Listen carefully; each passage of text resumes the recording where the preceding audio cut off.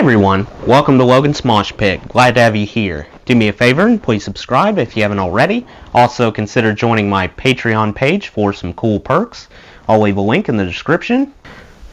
I know what you need. Some more rock and read. Today we'll read Chapter 9 of Heavier Than Heaven, the Kurt Cobain biography by Charles R. Cross.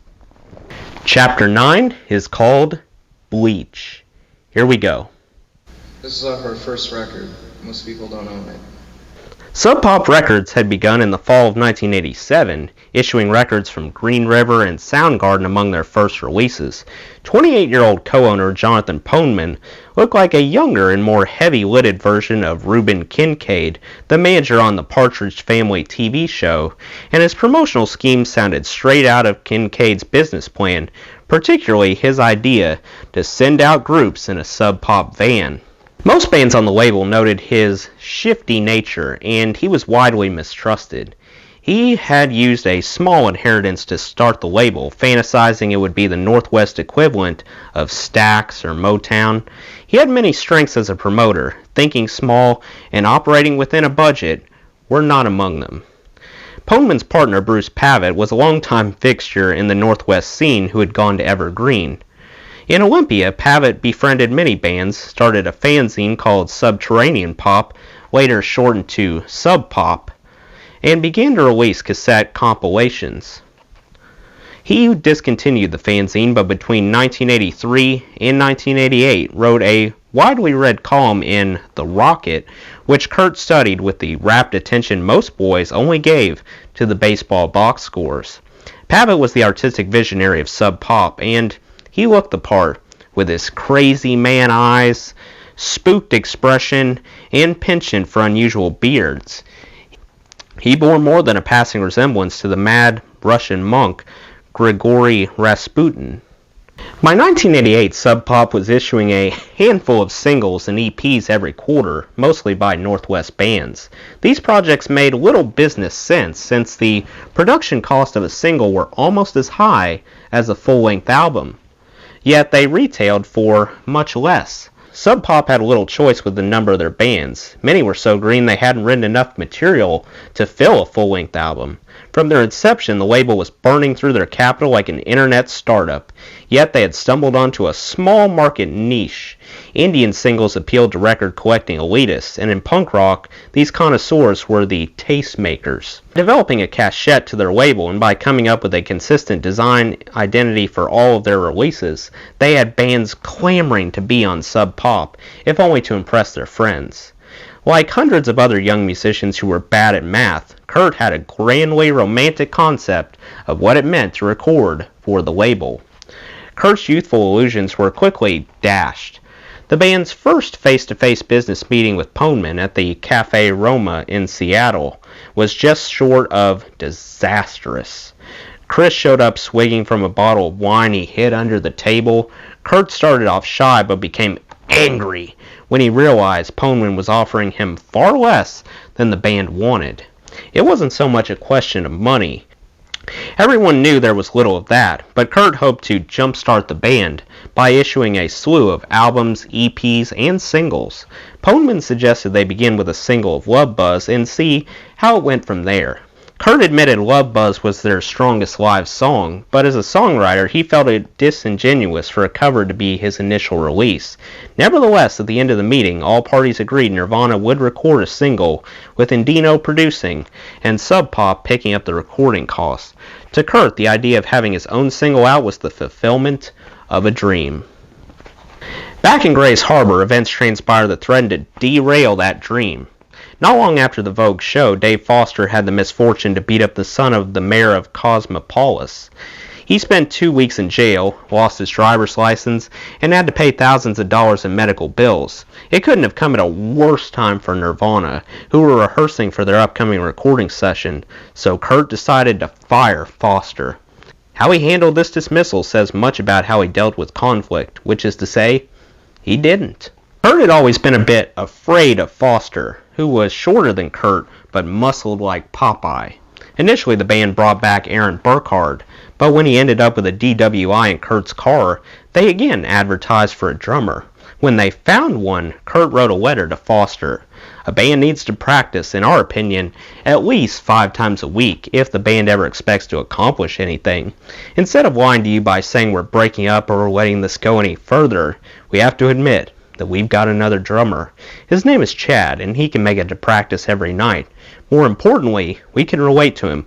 Let's face it, you are from a totally different culture, and we feel really that we don't have the guts to tell you in person, but we don't know how mad you'd get. Apparently, Kurt didn't have the guts to mail the letter. It was unsent. Foster, of course, wasn't from a totally different culture from Kurt's. He was from the same culture, though it was a past Kurt sought to escape. Foster found out he was canned when he saw an ad in the Rocket for an upcoming Nirvana gig. Kurt and Chris found Chad Channing at a show at the Community World Theater. Kurt was wearing these big high-heel shoes and wide blue sparkle flare pants, Chad recalled. When Kurt and Chris noticed about Chad was his gigantic North drums. The kit was the biggest drum set they had ever seen, dwarfing Chad, who at 5'6" with long hair, already looked a bit like an elf. Directness was not Kurt's forte. Rather than ask Chad to join the band, he simply kept inviting the drummer to practices until it became obvious he was in the group.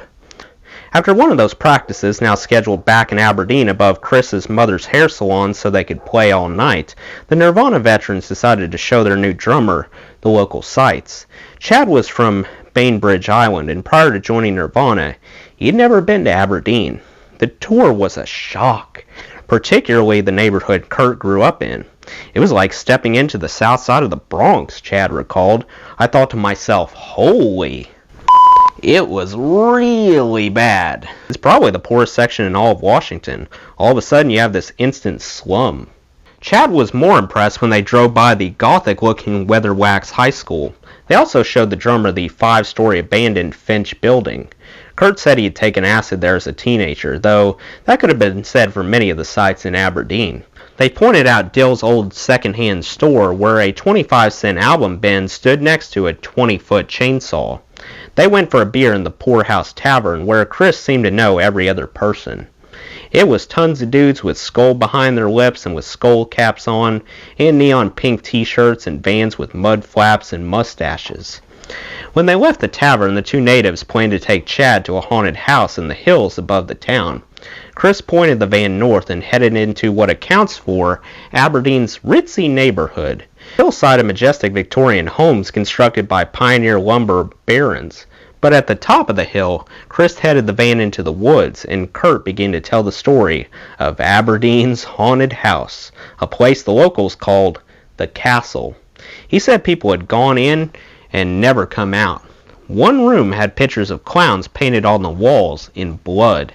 As he talked, the hillside became heavily forested with trees overhanging the narrow road. When they arrived at the castle, Chris pulled into the driveway and killed the lights, but kept the engine running.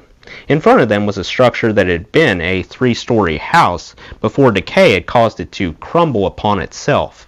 There was moss on the roof, the porch had caved in, and whole rooms appeared to have been eaten away, most likely by small fires. In the darkness, enshrouded by tree limbs, it really did look like the ruins of a crumbled castle in some distant Transylvanian backcountry. As the van idled, Chad wondered why neither Kurt nor Chris made a move to get out. They just sat there, staring at the house as they might look at an apparition. Finally, Kurt turned to Chris and said, "Do you really want to go in?" Chris replied, "Nah, I'm not going in there." As Chad recalled later, he urged them to venture in, since Kurt's stories had made him curious. I was all excited to check it out and see what was so scary, but when we got there, they just sat in the driveway. Chad thought it a dare for him, part of an elaborate hazing rite to test his courage. He had decided that no matter how frightening the house was, and it was plenty scary, he was not going to be too scared to go in. But when he looked at Kurt's face, he saw real fear. Well, People have died in there, Kurt explained. In the 15 minutes it had taken to drive from the tavern to the house, Kurt had told such convincing stories of the horror he'd begun to believe his own hyperbole. They turned around and headed back to town, and Chad's tour of Aberdeen was over. Chris took Kurt's dualism at its face value, but for Chad, the fear in Kurt's face was one of the first pieces of evidence he had that the band leader was more complicated than he appeared. With the new recording session scheduled for the second week of June, Kurt was filled with anticipation and excitement. He could talk about virtually nothing else during May, announcing the upcoming date to everyone he knew, and some he didn't. Like a new father overwhelmed with pride, he'd tell the mailman or the grocery store clerk. The band played a couple gigs that month to get their sea legs with Chad, including a return visit to the Vogue and a party at the Witch House for Olympia musician Gilly Hanner. Hanner turned 21 on May 14, 1988, and a friend invited them as entertainment. They were not like any evergreen band, she remembered. Their sound hit you. You'd think, I've heard this before, but you hadn't. It was more rock and roll than most stuff of that era, without any noodling. At the party, Kurt joined Gilly to sing a version of Scratch Acid's The Greatest Gift, and Kurt played a version of Love Buzz on the back of the floor. At the time, Love Buzz was the best thing about their shows. Kurt was still struggling to settle into an original sound that was raw enough to appeal to his punk sensibilities and still displayed his increasingly complicated lyrics. Far too often the band's shows turned into loud feedback sessions where virtually none of Kurt's words could be heard. While Kurt's expectations for the singles grew, financial problems within Sub Pop almost doomed the project. One May afternoon, Kurt picked up the phone, only to hear Pavitt asking to borrow $200. It was so laughable. It didn't anger Kurt, though it incensed Chris, Chad, and Tracy. We were shocked, remembered Chad. At that point, we began to have our suspicions about those guys. Kurt would have been more upset had he known Sub Pop had second thoughts about the band creatively. The label wanted one more look, so Poneman hastily arranged a show at the Central Tavern on June 5th, a Sunday night. Jay and Gregor, who booked the club, put Nirvana into the middle slot on a three-band evening. The night before the date, Poneman called Gregor and asked if Nirvana could be moved down in the lineup and go on first. Poneman's explanation: it's a Sunday night. We don't want to stay out that late. When the band went on, there were 6 people in the audience. Chris Knabb of KCMU was one of them. Bruce and John were at the front of the stage shaking their heads up and down. They must have seen something no one else could, because I thought they sucked. This particular gig and many to follow were plagued by sound problems, which put Kurt in a bad mood and compromised his performance. Despite the crummy sound and the lackluster live show, Poneman and Pavitt decided to proceed with the single. On June 11th, Nirvana returned to Reciprocal for the session. This time, producer Indino knew how to spell Kurt's name, but the quick and easy studio experience of their first demo was not to be repeated. In 5 hours, they finished only one song. Part of the problem came because Kurt had brought along a cassette of a sound collage he wanted on the single. The only way for this to happen with the studio's crude gear was to hit the play button on the cassette deck at the correct point during the mixing. The band returned on June 30th for 5 more hours and did a final session on July 16th that consisted of 3 hours of mixing.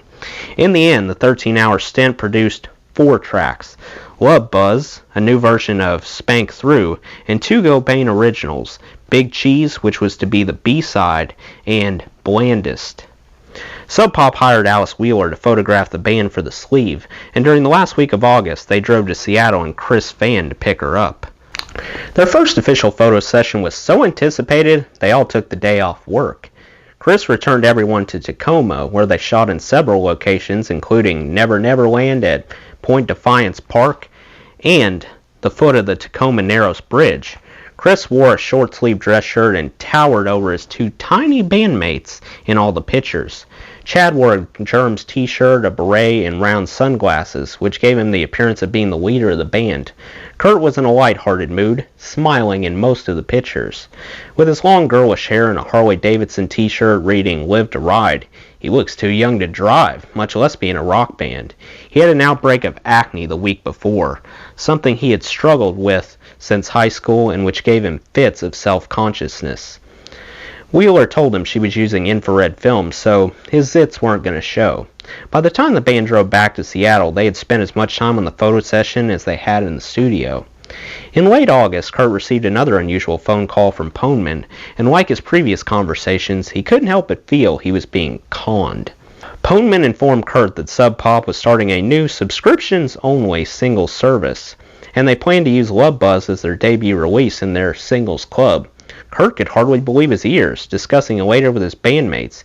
He was outraged! Not only had the single taken months longer than planned, but now it wasn't even going to be for sale in stores. It hardly seemed worth the effort.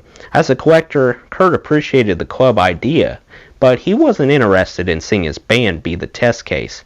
But since he didn't have a contract and Sub Pop had paid for the recording, he also didn't have much choice. Not long after that April show at the Vogue, Kurt had gotten a phone call from Dawn Anderson wanting to interview the band for her Backlash fanzine. Rather than conduct the interview over the phone, Kurt offered to drive up to Seattle, making it seem as if he already had business there, which he didn't. Though Kurt had waited for this moment for years and had prepared for it with the fake interviews with himself he had written as a youth, in his first press interaction he became nervous and shy. Much of the hour interview ended up being about the Melvins, a subject Kurt seemed more comfortable with than his own band. Reading a transcript, one could almost think he was a member of the Melvins, not Nirvana. He idolized the Melvins, observed Anderson, something that had been obvious in Gray Harbor for years. But like the Sub Pop single, which again had been delayed in late August, the article sat on hold for a few months. With so many delays that he couldn't control, Kurt felt like he was the only one in the world ready for his musical career. The Backlash article finally ran in September, and even Kurt was surprised to see that in Anderson's 500-word story, the Melvins' name appeared twice as many times as Nirvana's. "I've seen hundreds of Melvins practices," Kurt said. "I drove their van on tour. Everyone hated them, by the way." The piece was flattering, and it was helpful in plugging the upcoming Love Buzz single. Yet when Kurt said, "Our biggest fear at the beginning was that people might think we were a Melvins ripoff," a casual reader might have had a similar concern. Kurt explained their Vogue debut. "We were uptight. We felt like we were being judged. It was like everyone should have had scorecards." The scorecard line in this first press interview reprised the imagery Kurt had put forth in his letter to Crover. He also used it in later interviews. It came from his divided self, the same self who said his name was spelled Kurdtkobain.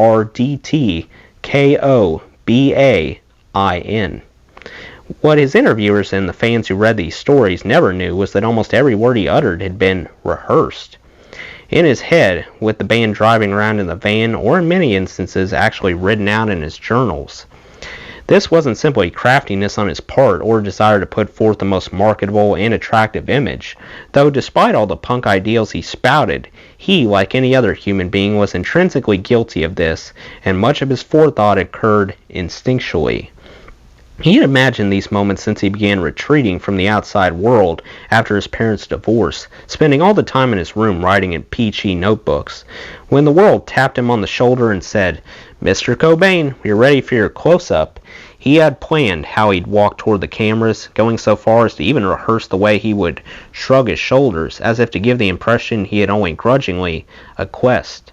Nowhere was Kurt's forethought more apparent than in a band bio he wrote that summer to send out with the Indino demo tape. He had given the tape many titles, but the one used most often was Safer Than Heaven, which meant only Kurt knew. He wrote dozens of drafts of the bio, and each revision became more exaggerated. One of many examples read like this: Kurt is from Olympia, Washington, 60 miles from Seattle. Nirvana's guitarist/vocalist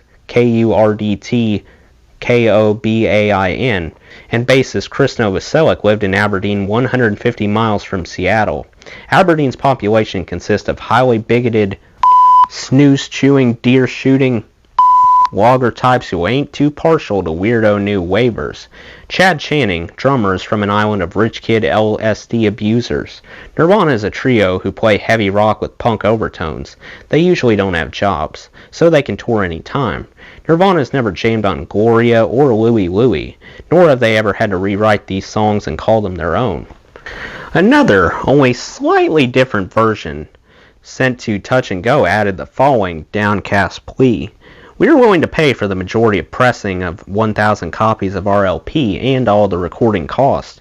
We basically just want to be on your label. Do you think you could please send us a reply of off or not interested so we don't have to waste more money sending more tapes?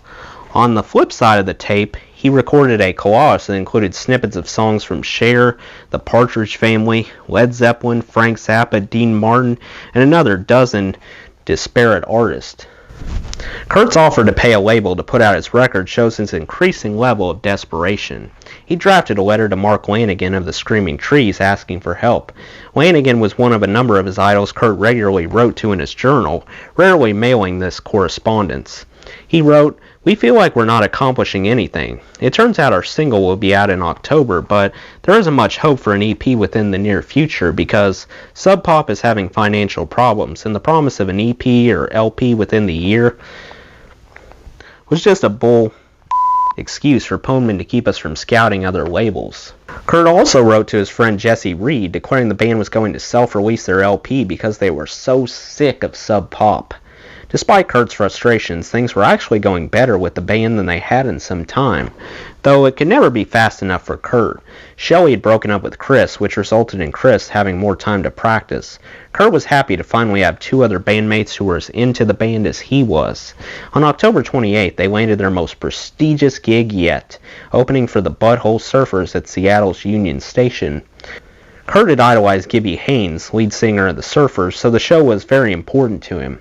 Sound problems again derailed Nirvana from putting on their best performance, but the very fact that Kurt could now announce to his friends, "My band opened for Gibby Haynes," was another piece of evidence to boost his self-esteem. 2 days later, they played one of their most infamous shows, and one that turned Olympia's heart. It was a party in Evergreen's K-Dorm on the day before Halloween, and Kurt and Chris had made themselves up for the occasion by pouring fake blood on their necks. There were 3 bands he played before Nirvana: Ryan Agner's band, the Cyclods, Dave Foster's latest group, Helltrout, and a new band fronted by Kurt's neighbor Slim Moon called Nisqually Delta Podunk Nightmare. In the middle of Nisqually's set, the drummer punched Slim in the face, and a fight ensued. It was such a wild rumble that Kurt wondered what Nirvana could possibly do to upstage such an event. He almost didn't get the chance as campus police showed up and shut the party down. Ryan Agner stepped forward and convinced the officers to let Nirvana play, but they were told to be quick. When Nirvana finally took the stage, or more accurately, moved to the corner of the room acting as a stage, they played only a 25-minute set, but it was a show that was to transform them from Aberdeen Hicks to Olympia's most beloved band. Kurt's intensity, something that had been lacking in other performances, found a new depth, and not a person in the room could take their eyes off of him. As reserved as he was when he was offstage, remembered Slim Moon, when he wanted to be on, he went all out. And on this one night, he played with an intensity I had never seen. They were the same songs and riffs the band had been performing for some time, but with the added attraction of a possessed lead singer, they were mesmerizing. He had surprisingly a confidence now in front of the microphone that he had nowhere else in his life. Kurt's increased energy seemed to egg on Chris, who bounced around so much he smacked several members of the crowd with his bass. But the coup de grace was to come. At the end of their short set, right after they played Love Buzz, Kurt lifted his relatively new Fender Mustang guitar and brought it down to the ground with such violence that the pieces shot through the room like projectiles from a cannon. He paused for 5 seconds, hoisted the remains in the air, and held it there while eyeing the crowd. Kurt's face appeared serene and spooky, as if you had taken a Casper the Friendly Ghost Halloween mask and plastered it onto the body of a 21-year-old man. The guitar went up into the air, and smash! It hit the floor once more. Kurt dropped it and walked out of the room. He had never smashed a guitar before, probably never even thought about such an act since guitars were expensive. He never explained why he freaked out, recalled John Perky, but he was smiling. There was a finality to it. It was like his own little private celebration. No one got hurt, but when he smashed the guitar, it was as if he didn't really care if he hurt anyone. It was completely out of the blue. I was talking to him after the show, and the guitar was laying there on the floor, and people kept grabbing pieces of it. The Greeners now couldn't get enough of Nirvana. 3 weeks later, Kurt got a call from Sub Pop telling him the Love Buzz single was finally ready. He and Chris drove to Seattle to pick it up, and Sub Pop's Daniel House recalled he insisted on hearing it on the office stereo. We played it for them, and I don't think I ever saw Kurt happier. Both Kurt and Chris were particularly happy about the inside jokes on the release. Kurt's name was spelled K-U-R-D-T, forever confusing reviewers and fans, and there was a tiny message scratched into the run-on groove of the vinyl that read, "Why don't you trade those guitars for shovels?" This was a line Chris' father would frequently yell at them in his broken English during their Aberdeen practices. Guitars for shovels, guns for guitars, from Aberdeen to Sub Pop. It seemed like a blur now that Kurt was holding his very own record in his hand. Here was the final tangible proof he was a real musician. Like his guitar that he used to take to school in Montesino even when it was broken, the outcome or success of the single mattered little. Its very physical existence was what he had strived for over many years. The band kept almost 100 of the edition of 1,000 Love Buzz singles, and while still in Seattle, Kurt dropped a copy off at the college radio station KCMU. He had high hopes for the single, describing it to the station as a beautifully soft and mellow, crooning sleep jingle, incredibly commercial. He expected KCMU to immediately add the track to rotation, so he kept listening all day. Tracy had come up to Seattle to drive Kurt back to Olympia, and as they prepared to go home, the song still had not come on. As they drove south and reached the outer range of KCMU's signal, Kurt simply couldn't wait any longer. He ordered Tracy to pull over at a gas station. There, he used a payphone to call in and request his own single. As to whether the station's DJ thought this odd, getting a single from a band and then having an apparently random listener request it 2 hours later, isn't known. Kurt waited more than a half hour in the car, and then finally, the station played Love Buzz. He sat there hearing himself coming out of the radio, Tracy remembered, with a big smile on his face. Kurt began December 1988 in some of the best spirits of his life. The single had buoyed his mood, and people were still talking about the K-Dorm show. When he'd go to the Smithfield Cafe or the Spar coffee shop, college kids would whisper to themselves when he walked in. People started to ask him to play their parties. They still weren't offering to pay him, but they were asking. And the Rocket had given the band their first review, calling the single one hell of a first effort. The Rocket piece was laudatory, but warned that with all the attention other sub-pop bands were getting, Nirvana could be overshadowed both in the scene and within their label. Serious traces of musicianship leak through, Grant Alden wrote. Nirvana sort of sit at the edge of the current Northwest sound. Too clean for thrash, too pure for metal, too good to ignore. It was the first evidence of something Kurt suspected, but couldn't confirm without outside validation. The band was getting better. Inside Sub Pop, where label mates Soundgarden and Mudhoney were clearly the favorites, Nirvana's stock went up. The Singles Club had turned out to be a smart marketing move after all. The first pressing of Love Buzz sold out, and though the band didn't make a dime off of it, it sounded impressive. There was other good news. Poneman and Pavitt had slated a remix version of Spank Through for their 3-piece collection Sub Pop 200, the label's highest profile release so far. And Sub Pop now were interested in talking to Kurt about a full-length album. There was one big caveat. Since the label was broke, Nirvana would have to pay the upfront costs for the recording. This was contrary to the way most record labels worked, and contrary to the way Sub Pop operated with their other bands. Though Kurt never sent one of his "we're willing to pay you to put out a record" letters to Sub Pop, his combination of hunger and ignorance was apparent to the more savvy Poneman. Checkbook in hand, the band excitedly made plans to go back into the studio with Jack and Dino again at the end of December. Once Kurt had an album to focus on, he immediately began to distance himself from the Love Buzz single, which only 2 weeks before had been his most precious possession in the world. He talked about it with Slim Moon, who said he was left with the impression that Kurt didn't like anything about it, except the fact that they now had something that was out. Kurt sent a copy of the single to John Perky and included the following note. Here's our very commercialized rock star / stupid fuzzy Sub Pop picture sleeve, limited edition single featuring KURDT KOBAIN on front and back. I'm glad only 1,000 were printed. The LP will be different, very different. A raw production and raunchier songs.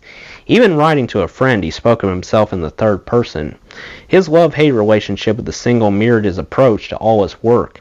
Nothing the band ever did, either in the studio or on stage, matched the way it sounded in his head.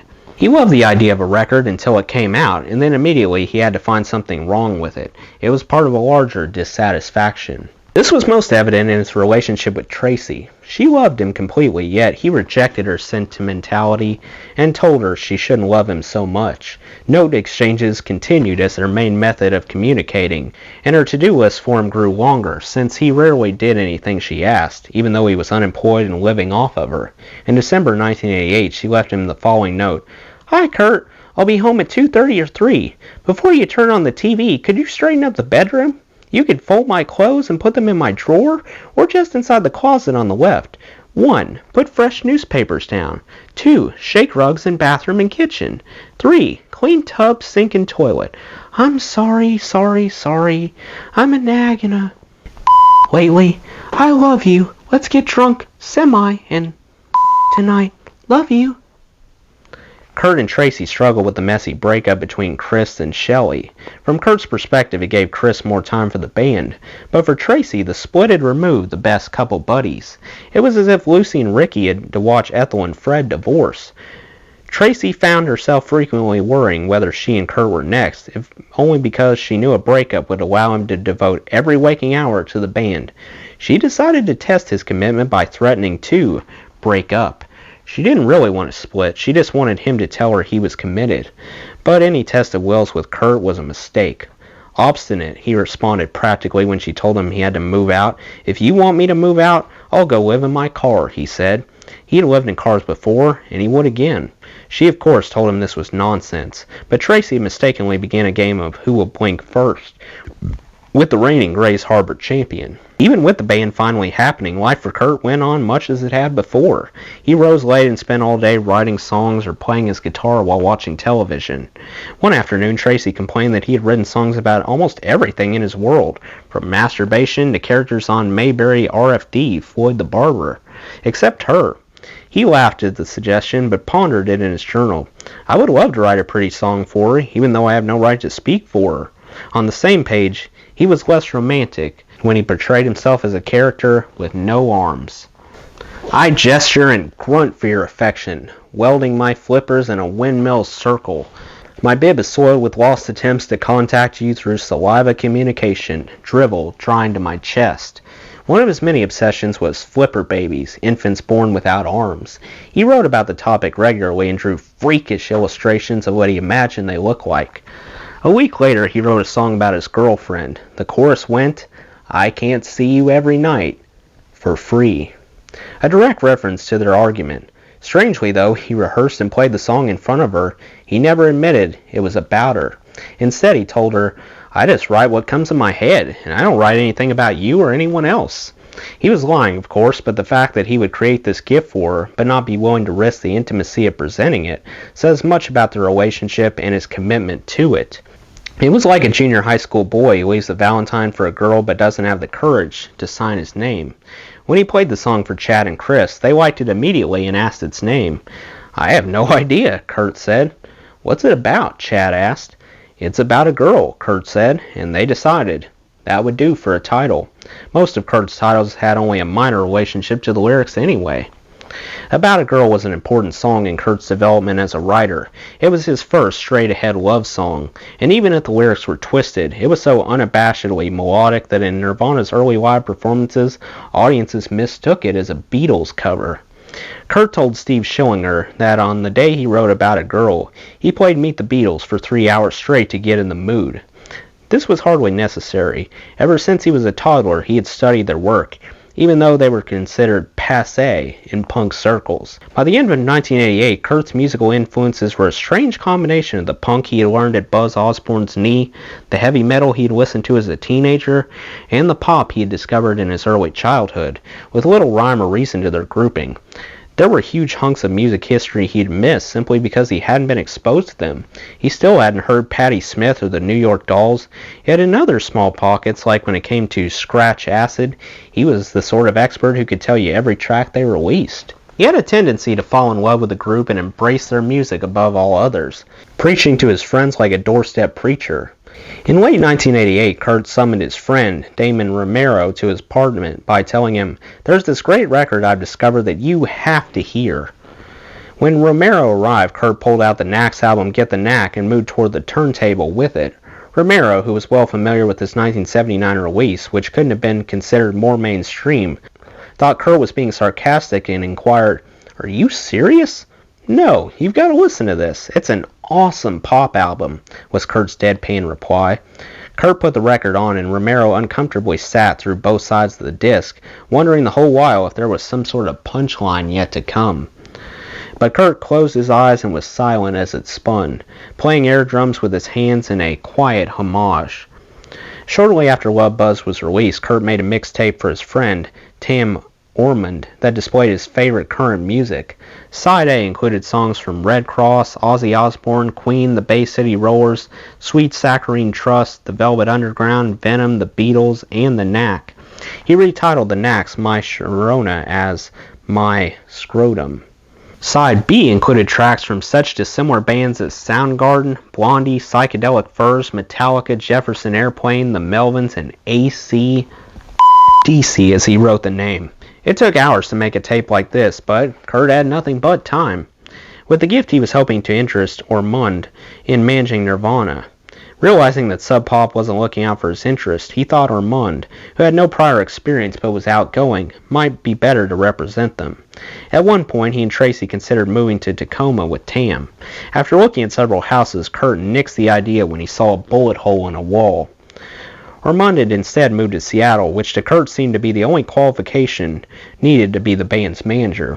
On the day they picked up the Love Buzz single, they stopped by her place, and Kurt announced she was their new manager.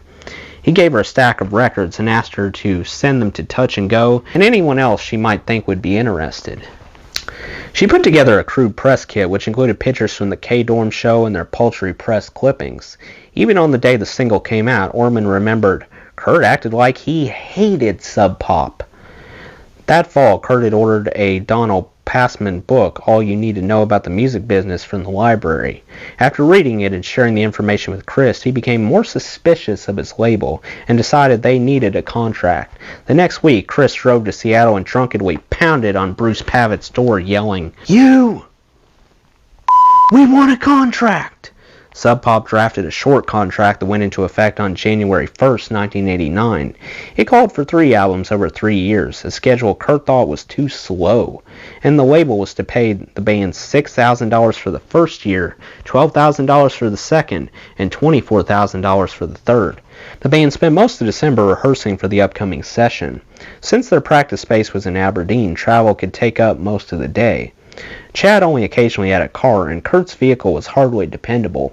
Most days, Chris would drive his van from Aberdeen to Olympia to pick up Kurt, head north to Seattle to pick up Chad, who would take the ferry in from Bainbridge, and then they'd all drive back to Aberdeen. At the end of the day, the route would be reversed. Some days they'd drive as many as 400 miles to accomplish a 3-hour practice. Still, there were benefits to this commuting. It began to foster a sense of togetherness and gave them uninterrupted time to listen to music. We listened to Mudhoney, Tad, Coffin Break, the Pixies, and the Sugar Cubes, remembered Chad. The list of bands they listened to is as good a description of Nirvana's sound in 1988 as any. They managed to sound both derivative and original, at times within the same song, but Kurt was learning, and learning quickly. On December 21st, 1988, the band returned for their first official hometown show in Grays Harbor as Nirvana, though they were starting to draw crowds in Olympia and Seattle. For this appearance, they played to an audience of 20, mostly Klingons. The venue was the Hoquiam Eagles Hall, just 2 blocks away from the Chevron station where Kurt's father had once worked. Kurt stripped down to his underwear and again poured blood on himself.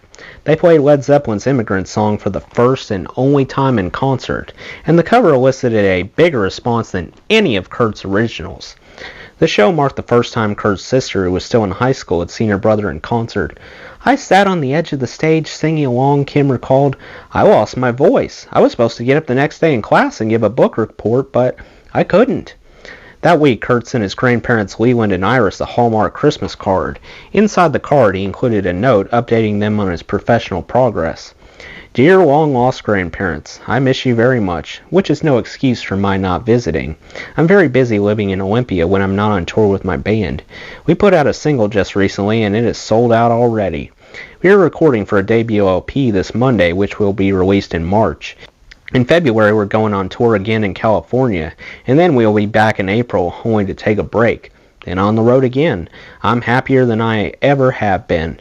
It would be nice to hear from you as well. Merry Christmas. Love, Kurt." Kurt exaggerated the band's touring schedule. Their shows were still infrequent, but increasing in pace. But he wasn't exaggerating when he described himself as happier than I have ever been. The anticipation of an upcoming career milestone was always more joyous to him than the actual event, and the idea of having his own full-length album, something far more significant than a single he presumed, filled him with enough levity that he uncharacteristically talked about his inner emotions. It was rare for him to acknowledge how he felt about himself, rarer still for him to describe himself as happy. 2 days after the Hoquiam gig, the band drove to Seattle to record their album. It was Christmas Eve. "We had nothing else to do," explained Chris. They spent the night before at Jason Everman's house, a friend of Chad and Dylan's. As typical for Kurt, he had written the melodies but few lyrics, so he stayed up most of the night finalizing his words. He told his bandmates he couldn't sleep anyway. They arrived at the studio the next afternoon and worked deep into the night. During this session, they laid down basic tracks for 10 songs, but Kurt didn't like his vocal takes. The only track he fancied was Blue, which had been the victim of a bit of serendipity. Chris had forgotten which key he was in and mistakenly tuned down one notch below the drop D tuning the song was written in. The result was a sound that was heavier and deeper than anything they'd done before. A perfect mistake. Like many of the early songs Kurt wrote, the lyrics to Blue didn't make sense. They were, as Kurt later explained, simply cool things to sing, but the melody and lyrics effectively communicated hopelessness and despair, themes that were prevalent through most of Kurt's songs. About midnight, the band called it quits and headed back to Aberdeen. On the long drive home, they listened to the session 6 times in a row. Chris dropped Kurt back in Aberdeen at Wendy's house at 1:30 in the morning on Christmas Day, 1988. He had planned to spend the holiday there before heading back to see Tracy. On the surface, Kurt and Wendy's relationship seemed improved. That fall, he wrote in his journal, "We get along great now that I've moved out. I've done what my mother wants. She thinks I have a respectable job, a girlfriend, a car, a house. I need to retrieve some old stuff that I left at home, my old home, my real home, now simply my mother's home." Kurt usually made Christmas presents for his family by hand, both out of artistic preference and economic necessity. In 1987, he crafted keychains. But gifts in 1988 were a no-brainer. He gave everyone, including his aunts and uncles, copies of the single. Having the record created a homecoming of sorts for him, he now had evidence to prove to the relatives that he was making something of himself. Wendy played the single on the family stereo, but it was clear she wasn't impressed.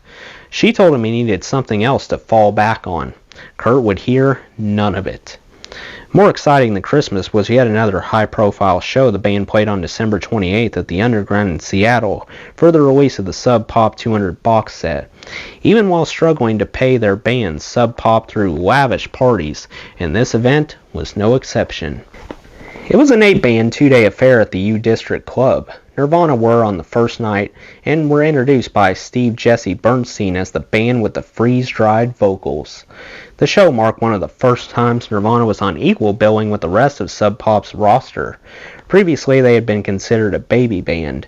They stayed in Seattle and during the next 3 days spent another 15 hours in the studio with Indino. Working until the early evening on New Year's Eve, Kurt finally retreated to Olympia to start in 1989 with Tracy. The second week of January, the band was back at work for 2 more sessions of mixing, and with this, they were close to done. After almost 30 hours in the studio, they had 9 tracks. They chose to use 3 of the Crover demos on the album, and they remixed those. Kurt had decided the album would be called Too Many Humans, which wasn't the name of any individual song, but summed up the dark thesis of his work. But in early February, the band headed to California on tour, and while driving through San Francisco, Kurt saw an AIDS prevention poster that struck him as funny. It read, "Bleach your works." "Bleach," he said to his two bandmates as the band drove down the street. "That's going to be the name of our new album." Well, that's the end of Chapter 9. Let me know what you thought of Chapter 9 in the comments below. Before I go, I want to give a special shout out to my supporters on Patreon, Matt and Stacy from Canada. That does it for today's video, guys. I hope you enjoyed. Make sure to like, comment, and subscribe if you haven't already. I really appreciate the support. I'll see you next time. Till then, rock on.